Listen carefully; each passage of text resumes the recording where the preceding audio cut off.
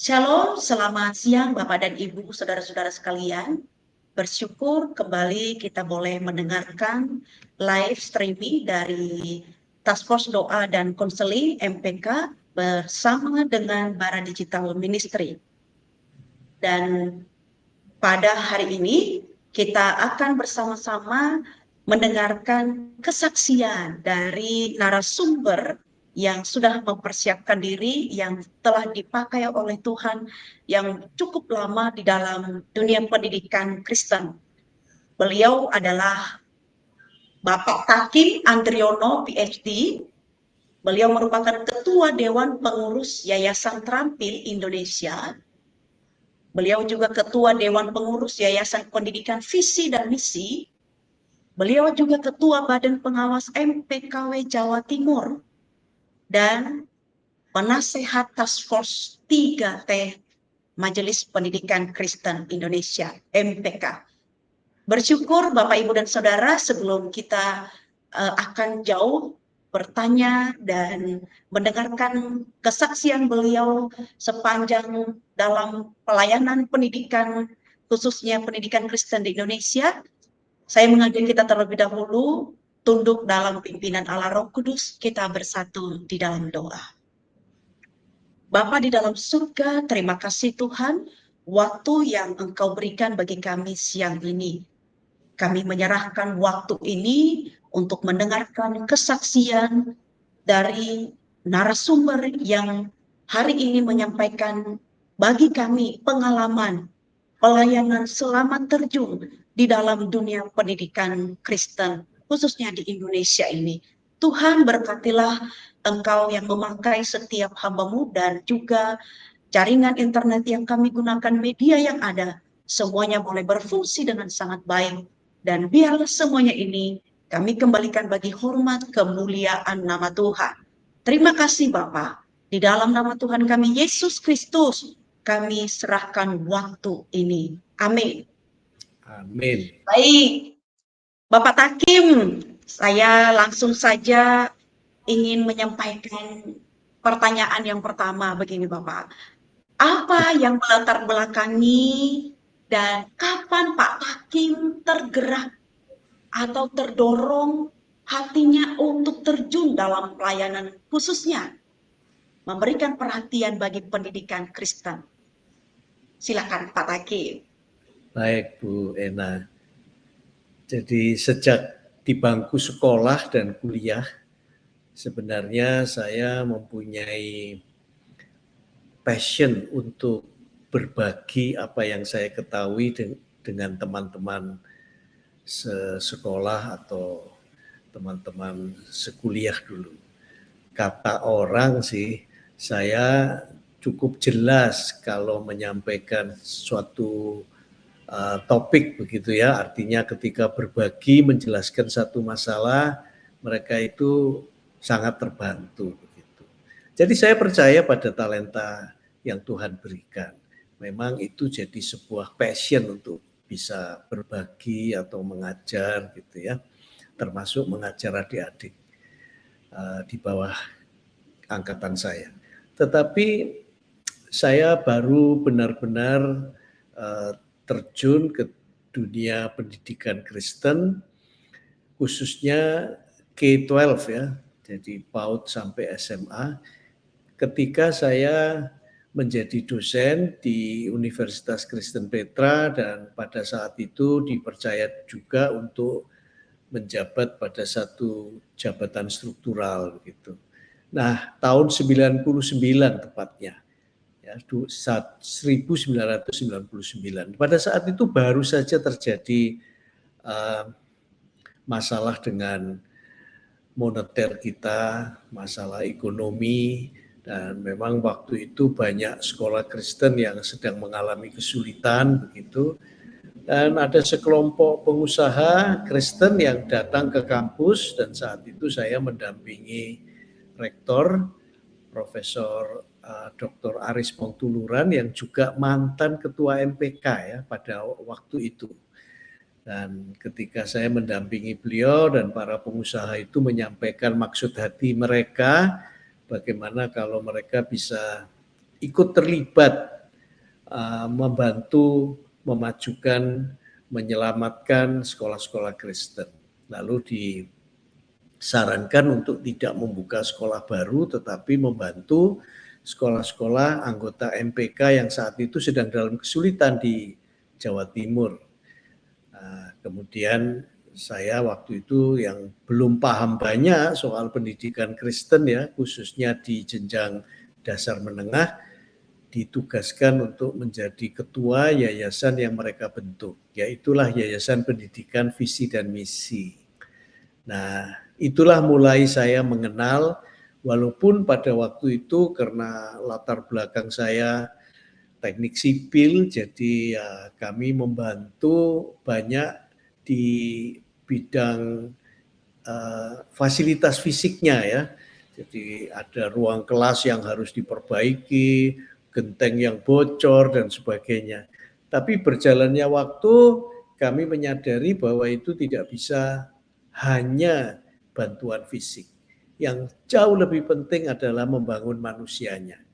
Nah, mulai dari saat itu kami terlibat pada bagaimana memperlengkapi pemimpin sekolah. Jadi kalau Yayasan Pendidikan Visi dan Misi saat ini ya sudah berapa ini 15 tahun lebih ya sejak 2009. Jadi mulai 99 sampai 2009 itu banyak membantu fisik walaupun ada juga training-training, tapi kemudian kami lebih fokus pada pelatihan calon pimpinan ataupun pemimpin sekolah sejak 2009.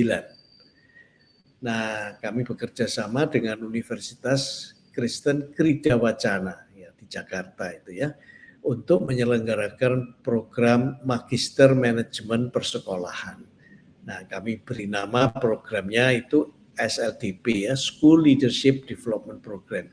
Berjalan terus sampai sekarang dan di situ saya banyak belajar bersama teman-teman, juga dosen-dosen Ukrida untuk memperlengkapi para pemimpin sekolah. Itu awalnya saya terlibat di dunia pendidikan Kristen dan baru kemudian 2013 Yayasan Terampil Indonesia yang salah satunya juga MPK yang ikut mendirikan bersama PCI dan YPVM yang pendidikan visi misi itu untuk lebih fokus pada program-program yang nirgelar gitu ya, untuk guru, para pendidik, tapi juga tidak bisa lepas dari pengurus dan pemimpin tentunya. Tapi ini yang non formal. Gitu.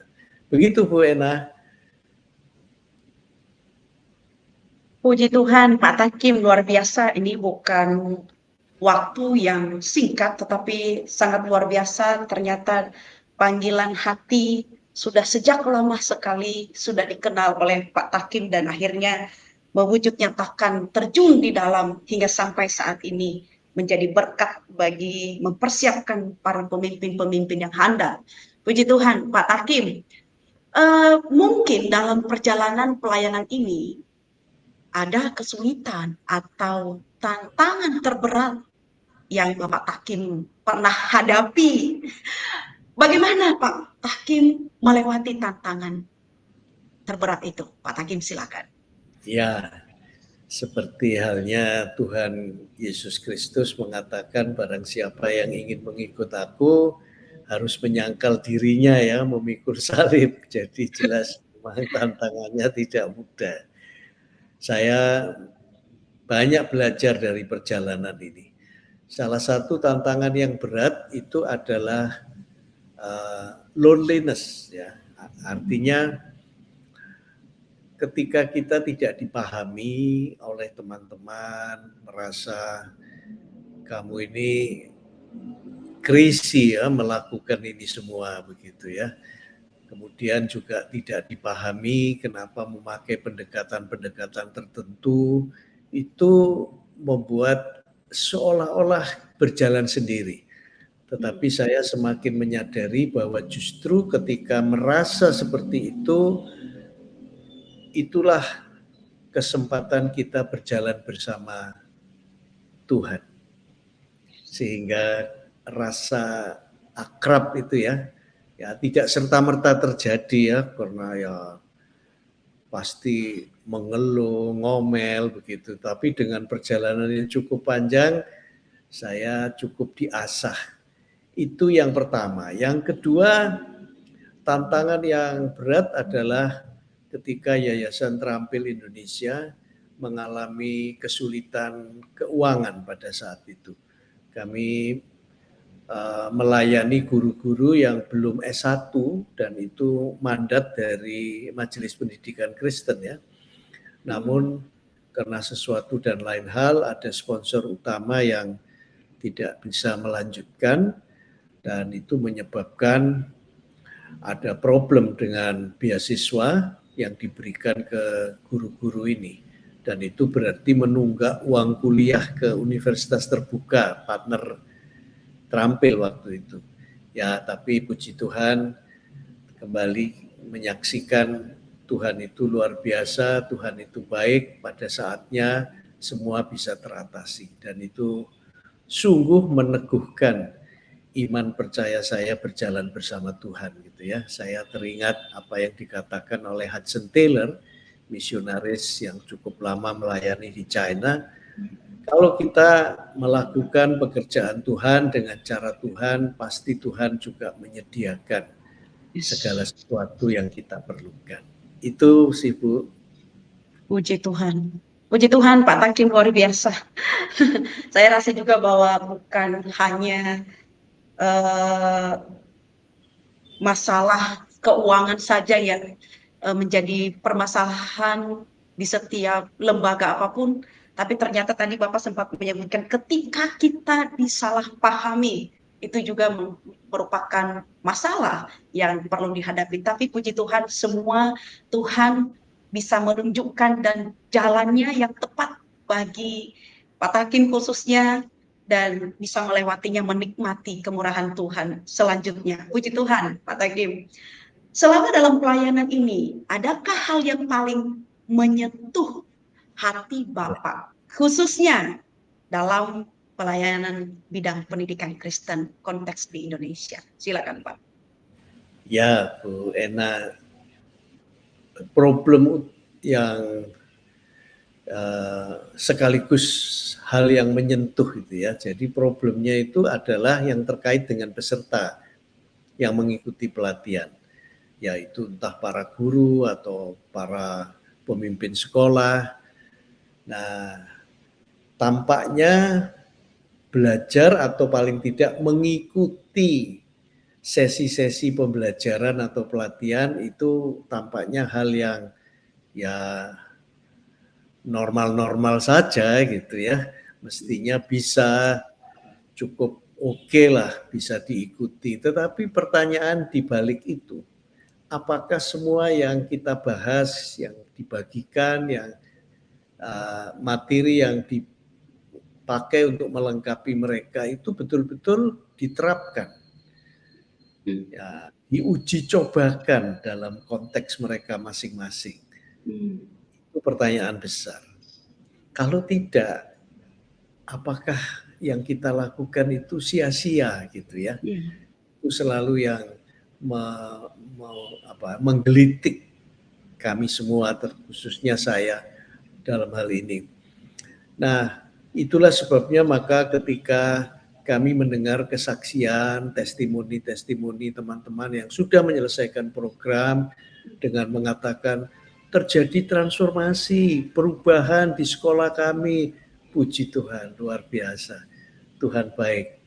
Nah, itu yang sangat menyenangkan gitu ya. Itu hasil konkretnya, buahnya manis seperti itu. Lebih-lebih kalau ada teman-teman yang pernah ikut belajar itu mendapatkan pengakuan, penghargaan baik di lingkup sekolah maupun di lingkup yang lebih luas. Tahun lalu 25 November 2023 pada Hari Pendidikan, Hari Guru Nasional ya, Hari Guru Nasional, salah satu mantan peserta kami seorang ibu guru yang melayani di NTT, itu terpilih menjadi guru PAUD inovatif, ya, menerima penghargaan langsung dari Presiden Ya, Jokowi, ya, didampingi oleh Mendikbud Ristek kita. Wah, luar biasa, kami sangat bergembira dengan itu karena perjuangan ibu ini luar biasa. Yang kami tidak membanggakan diri, tetapi kami merasa ikut berbahagia, pernah ambil bagian gitu ya. Tentu dia mengembangkan diri sendiri juga luar biasa. Tapi perjuangannya, ya, fasilitator kami yang ada di lokasi itu mengatakan untuk mengunjungi di musim hujan, sekolahnya itu harus melewati jalan yang berubah jadi sungai katanya gitu ya. waduh. Tapi ya luar biasa. Jadi itu sangat menyentuh ketika tahu teman-teman yang ada di pelosok-pelosok itu berjuang, menerapkan, dan mengalami perubahan, baik dirinya maupun sekolah. Itu yang kami sungguh bersyukur. Suatu yang sangat menyenangkan melihat buah itu. Begitu Bu Ena. Puji Tuhan Pak Takim, luar biasa sekali ya.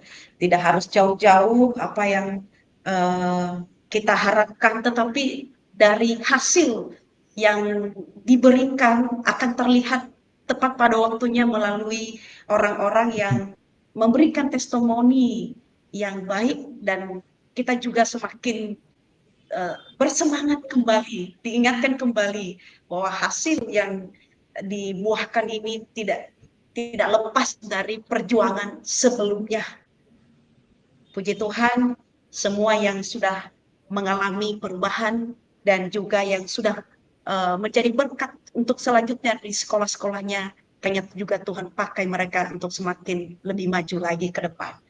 Baik, apa pesan atau nasihat Pak Taki yang Bapak mau sampaikan kepada anak-anak muda saat ini atau anak-anak Tuhan yang saat ini juga sedang atau menggemuli untuk rindu melayani khususnya di dalam bidang pendidikan Kristen? Silakan Pak Taki. Ya, dari pengalaman selama sekian waktu ini saya berani mengatakan dan semakin yakin begitu ya, jika kita ingin melihat ada perubahan yang terjadi di sekitar kita, di negara kita, bahkan di dunia, maka pendidikan itu merupakan sebuah dalam tanda kutip alat yang atau komponen yang perlu diperjuangkan. Karena justru melalui pendidikanlah anak seorang yang sangat sederhana hidupnya, mungkin petani, mungkin pekerja kasar sekalipun, tetapi itu bisa mengubah anak-anak mereka untuk bisa berkontribusi secara lebih besar daripada orang tua mereka ya, melalui apa yang mereka pelajari melalui proses pendidikan. Dan itu mengubah kehidupan masyarakat juga. Nah, jadi saya teringat Efesus 4 ayat 11 dan 12. Dikatakan oleh Rasul Paulus dalam suratnya itu bahwa Kristus itu salah satunya menyiapkan pengajar-pengajar. Ketika saya membaca ayat 11 itu saya sungguh terketuk gitu ya hati saya. Ternyata yang disebut itu selain dikatakan nabi-nabi, rasul-rasul, pemberita-pemberita Injil, tapi disebut pengajar, bukan profesi yang lain. Nah, pengajar ini merupakan hadiah dari Tuhan. Kalau hadiah itu pasti yang terbaik gitu ya. Dan tujuannya apa? Ayat 12 mengatakan begini, memperlengkapi orang-orang kudus. Nah, bagi saya itu adalah anak-anak yang dipercayakan kepada para pendidik, entah di sekolah Kristen ataupun di sekolah yang umum, tapi di tangan pendidik Kristen, maka anak-anak ini adalah orang-orang kudus, orang-orang yang dikhususkan untuk suatu rencana bagi Tuhan. Nah, untuk apa? Dikatakan untuk pekerjaan pelayanan, untuk pembangunan tubuh Kristus. Jadi anak-anak ini dipersiapkan bukan untuk diri mereka sendiri, ya betul, untuk memperbaiki ekonominya, memperbaiki ekonomi keluarganya, status sosialnya dan sebagainya, tetapi lebih dari itu, untuk melayani sesama, untuk menjadi berkat bagi banyak orang, begitu ya, dan untuk membangun tubuh Kristus. Jadi saya pikir bagi yang terpanggil memasuki dunia pendidikan, entah sebagai guru, sebagai pengurus yayasan atau pejuang pendidikan, apa saja, ingatlah bahwa Anda pemberian terbaik dari Tuhan Yesus Kristus untuk menyiapkan generasi yang saya sebut penggerak transformasi bangsa ini. Mari sama-sama mengangkat hati dan jiwa kita bagi panggilan yang luar biasa ini.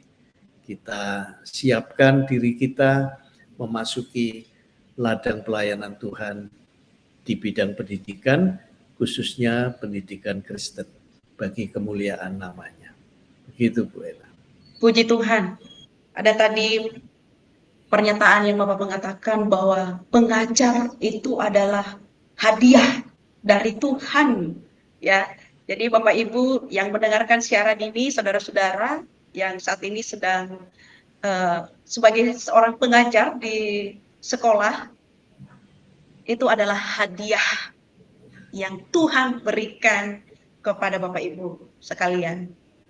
Jadilah berkat dan di dalam merubah, mempersiapkan anak-anak untuk menjadi atau melengkapi tubuh Kristus. Puji Tuhan Pak Takim untuk nasihat kepada para pendidik atau para anak-anak muda atau anak-anak Tuhan yang rindu untuk mau melayani khususnya dalam dunia pendidikan. Terakhir Pak Takim dari perbincangan ini hari ini, silakan jikalau ada Pak Takim mau memberikan closing statement dan sekaligus nanti untuk menutup kita di dalam doa atas kelancaran live pada hari ini. Silakan Bapak. Baik, saya ingin menarik lebih luas. Sebenarnya setiap anak Tuhan, setiap murid Kristus itu dipanggil untuk mendidik, untuk mengajar. Karena kita mendapatkan amanat agung loh. Iya kan? Pergilah ke semua bangsa itu kan di kemana-mana. Apapun sekarang dengan teknologi tentu lebih mudah. Dan kita perlu ingat, jadikanlah semua itu muridku, ajarkanlah segala sesuatu yang telah kuperintahkan kepadamu. Jadi ini bukan hanya kepada yang dipanggil untuk menjadi pendidik. Kita semua, karena apapun profesi panggilan kita, peran kita, ya, termasuk sebagai orang tua gitu kan, kita dipanggil untuk mengajarkan apa yang sudah Tuhan perintahkan kepada kita. Jadi menurut saya ini universal, menyeluruh pada setiap murid Kristus, setiap anak Tuhan. Yuk mari kita kerjakan baik-baik amanat Tuhan ini. Kalaupun misalnya Anda tidak langsung terjun ke dunia pendidikan, saya itu terbayang begini. Ya, misalnya ada orang yang sangat diberkati menjadi pengusaha misalnya. Tapi kalau kita ingat amanat agung itu, kalau kita tidak langsung melakukan terjun di dunia pengajaran, mendukung dunia pendidikan, dunia pengajaran, kenapa? Ya kan? MPK membutuhkan, lembaga-lembaga seperti Terampil, Visi Misi, semua ini untuk melayani, kami membutuhkan dukungan-dukungan itu. Kalau Anda pengusaha, ayo kerjakan bagian Anda, gitu kan. Kalau Anda seorang rohaniwan, yuk mari beri dukungan kepada anak-anak muda biar mereka menemukan panggilan Tuhan dalam diri mereka. Dan doa yang dipimpin oleh orang-orang yang memang Tuhan khususkan ya dalam hal ini para pendeta, para pengerja di gereja, mendoakan anak-anak yang dipanggil Tuhan, yang juga ikut mendukung itu akan luar biasa. Mari kita kerjakan bagian kita. Begitu Bu Ena. Puji Tuhan, Pak Takim, terima kasih banyak untuk closing statement pada hari ini dan semua pemaparannya yang sangat mengingatkan saya secara pribadi dan semua Bapak Ibu juga yang mendengarkan siaran ini, kiranya hati kita digugah kembali dan dibangkitkan spirit kembali, khususnya mau terlibat dan memenuhi amanat agung yang sudah Tuhan berikan kepada kita sebagai anak-anak Tuhan. Bapak Takim, silakan saya memberikan waktu untuk memimpin kita di dalam doa penutup acara ini. Mari kita berdoa. Allah Bapa Surgawi, kami bersyukur untuk kesempatan kami berbincang-bincang pada saat ini dan menggunakan teknologi yang tersedia. Kami berdoa untuk anak-anak-Mu, untuk murid-murid Kristus yang Engkau sentuh hatinya, yang Engkau panggil apapun tugas panggilan mereka, baik yang langsung sebagai pendidik, pemimpin sekolah-sekolah Kristen, sebagai orang tua, sebagai rohaniwan, sebagai pengusaha, biarlah kami masing-masing dengan peran yang sudah Tuhan berikan, sesuai misi dan panggilan yang Tuhan siapkan. Tuhan, kami tahu Engkau menginginkan agar kami menghidupi panggilan-Mu itu. Yes. Hanya Tuhan sendiri yang menolong, memimpin, dan biarlah melalui kolaborasi nyata dari semua anak-anak-Mu, semua murid Kristus, khususnya di Indonesia, terjadi satu transformasi. Amin. Melalui pendidikan Kristen di negara dan bangsa kami. Terpujilah nama-Mu, dan biarlah kemuliaan-Mu ada di atas seluruh bangsa kami. Dalam nama Tuhan Yesus Kristus. Amin. Amin. Sekali lagi saya ucapkan terima kasih Bapak Takim untuk pelayanan pada siang hari ini, dan Bapak Ibu sekalian yang mungkin mengikuti acara ini atau mendengarkan live ini tadi pertengahan, silakan kembali boleh mengunjungi YouTube daripada MPKA, dan jika lo ingin mendengarkan siaran-siaran yang sudah berlalu juga boleh lihat semua di situ, banyak materi atau banyak informasi-informasi yang dapat menguatkan dan menambah wawasan kita sekalian. Dan sampai ketemu di hari Sabtu yang akan datang di topik-topik yang berbeda. Saya Benalia Hulu dari staf MPK Indonesia dan Bapak Takim serta teman-teman yang melayani di belakang layar ini undur diri. Shalom, selamat siang.